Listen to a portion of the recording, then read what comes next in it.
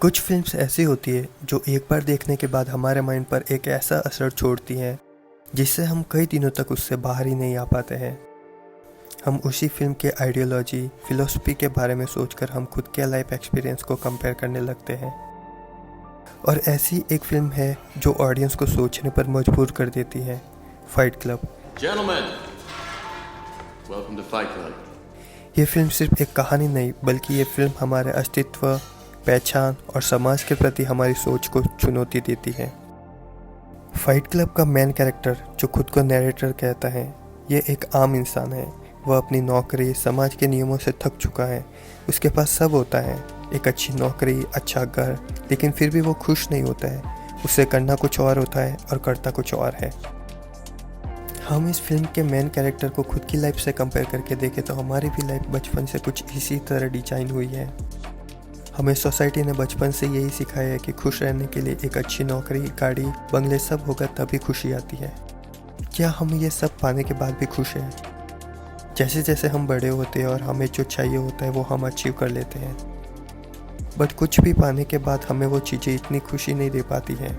जो हमारे पास होता है वो हमें मामूली लगता है और जो नहीं होता उसका अभाव लगने लगता है और हम उन चीज़ों के पीछे भागने लगते हैं। और हम सब बस इसी पैटर्न में फंसे हुए हैं। और कमाल की बात यह है कि हमारे सामने सब होने के बाद भी हम इससे अनजान हैं और इसी में फंसे हुए हैं। हमारे मन में करने के लिए बहुत सी चीज़ें होती हैं, लेकिन हम सब सोसाइटी के प्रेशर से खुद की आज़ादी को अंदर ही अंदर दबा देते हैं। इस फिल्म में नरेटर भी अपनी नौकरी, समाज के नियमों से थक चुका है और इसी के चलते उसे नींद नहीं आती। वो इंसोम्निया से सफ़र कर रहा होता है। नरेटर अपनी लाइफ से ऊब चुका होता है। उसकी लाइफ में खालीपन के चलते वो अपने मन में एक दूसरी पर्सनैलिटी को डेवलप कर लेता है जो कि उससे बिल्कुल अलग होता है। And this is how I met Tyler Durden. वो अपने मन में एक दूसरे व्यक्ति टाइलर डर्डन को जन्म देता है। टाइलर डर्डन का कैरेक्टर अस्तित्ववाद को दर्शाता है। वह उस आज़ादी और विद्रोह का प्रतीक है जो नरेटर के अंदर दबा हुआ था। यह हमें बताते हैं कि हम सबके अंदर एक ऐसा व्यक्तित्व होता है जो समाज के बनाए हुए बंधनों को तोड़ना चाहता है।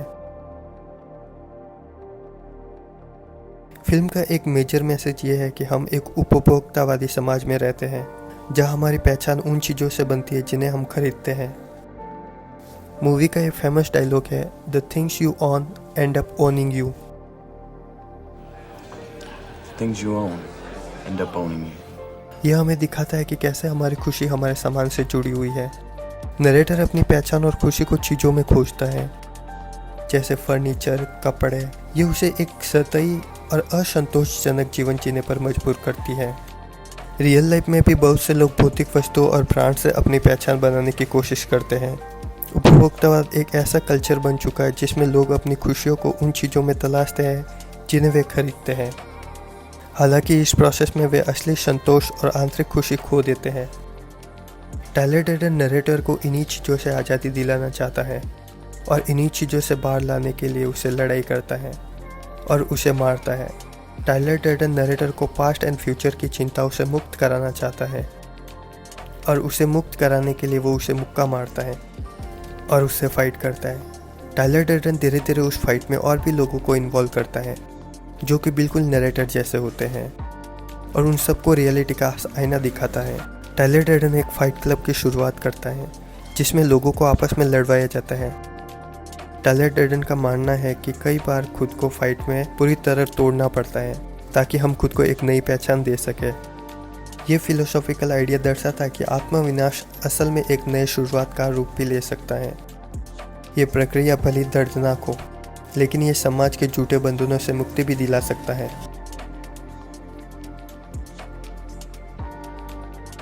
Shadow self. कार्ल जंग के सिद्धांत के हिसाब से शैडो सेल्फ इंसान के अंदर वह हिस्सा होता है जिसे हम छुपा के रखते हैं। फाइट क्लब में टाइलर डर्डन नरेटर का शैडो सेल्फ है जो उसे गहरे और दबे हुए विचारों को व्यक्त करता है। यह फिल्म हमें अपने शैडो सेल्फ का सामना करके अपने बारे में सोचने पर मजबूर करती है कि एक्चुअल में हम क्या हैं। गाइस, फाइट क्लब सिर्फ एक फिल्म नहीं है, ये एक फिलोसॉफिकल जर्नी है जो हमें अपनी आइडेंटिटी और सोसाइटी में हमारा क्या रोल है उसके बारे में सोचने पर मजबूर करती है।